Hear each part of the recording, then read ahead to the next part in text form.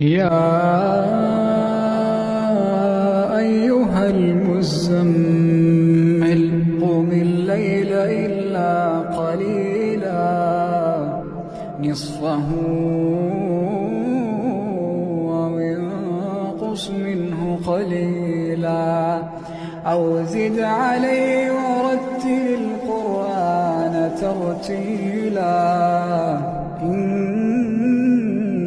سنلقي عليك قولا ثقيلا إن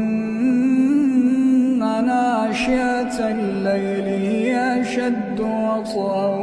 وأقوم قيلا إن لك في النهار سبحا طويلا